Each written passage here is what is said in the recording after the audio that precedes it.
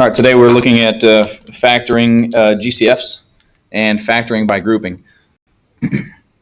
So GCF stands for the greatest common factor. So what I want to look at first are my coefficients. Coefficients here on problem number 1 are 63 and 14. All right, so factors are numbers that multiply to give you that number. So the options that multiply to give me 63, 1 times 63, 3 times 21, 7 times 9. Those are the options that multiply to 63. And the factors of 14, 1 times 14, and 2 times 7. So if I'm looking for the greatest common factor, I'm looking for the biggest number that these two have in common. In this case, it's 7. So we've got 7 is our greatest common factor for our coefficients. Well, now we need to look at our variables as well. Well, k to the third means that there's 3 of them. And k over here means that there's 1. So how many do these have in common? These guys just have 1 k in common. So that k is what I will take out. Now, when you take out a greatest common factor, you now need to tell me what's left over. And we're going to put that, whatever's left over, we're going to put that in the parentheses. So if we factored a 7 out of 63, well, basically it's just 63 divided by 7 to tell me what's left over. It's going to be a 9 left over. Here's a hint. 7's partner factor is 9. That's what's going to be left over. All right, and so if we're looking for the variables as well, we took 1k out front, so there's still 2 k's left over. So we would say k squared is left. Then we have a plus. All right, so on the other side, we took a 7 out, so 14 divided by 7, there's a 2 left over. And once again, 7's partner factor there is 2. So that's what would be left over. And that we only had 1k here to begin with. We took that 1k out front, so there are no k's left over right here. So there's my solution. 7k times 9k squared plus 2. And to check your work here, you can distribute this back out. If I was going to distribute 7k times 9k squared, 7 times 9 would give me 63. K times k squared would give me k to the third. And if we distributed it, the second term, 7k times 2, would give me 14k, which is what I started with. The next problem here, anytime you have a negative out front, anytime there's a negative in front, we want to take that negative out as part of our GCF. Always take that negative out. So now, since I have 3 terms, 1, 2, 3 terms, I look for the GCF with all 3 terms. So 18, 14, 16. The biggest number that they all have in common that multiplies to all of them is a 2. And now if we look at our x's, we've got 3 x's, 2 x's, and 1 x. Well, how many do all 3 of them have in common? They all have at least 1. So we're just going to take one of those x's out.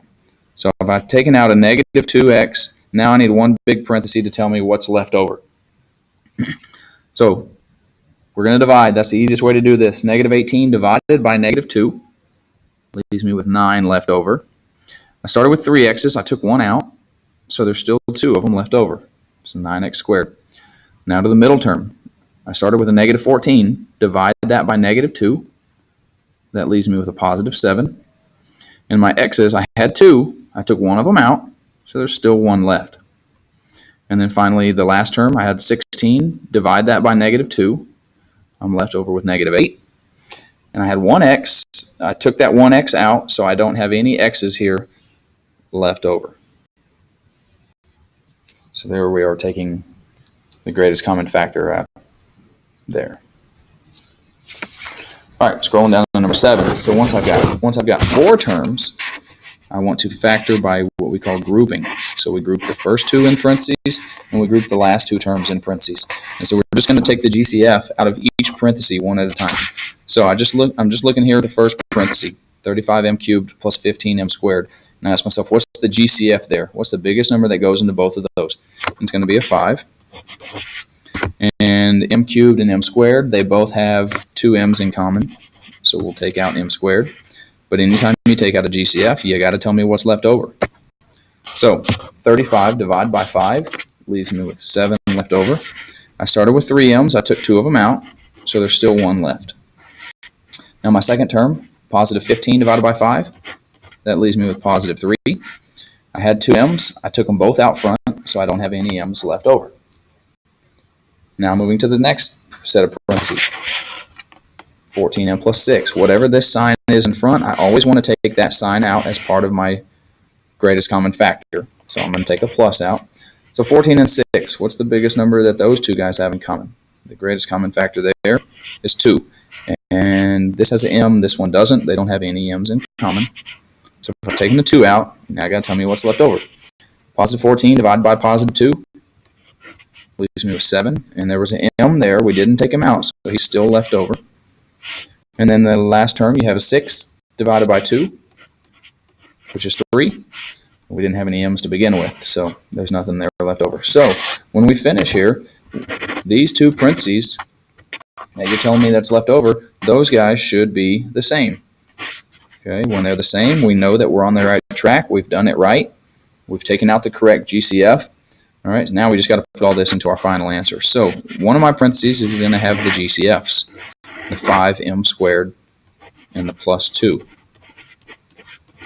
The other parenthesis is going to have what these parentheses had in them here, 7m plus 3.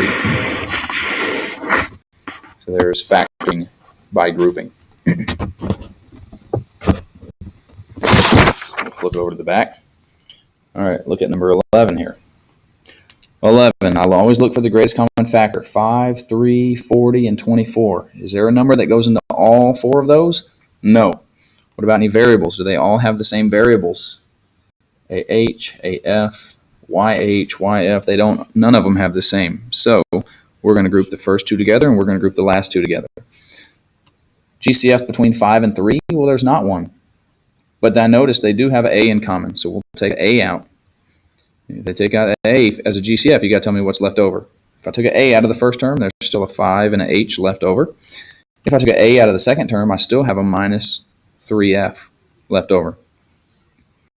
Now that second term, remember, whatever sign's in front has to come out with my GCF. So I'm going to take out a minus or a negative.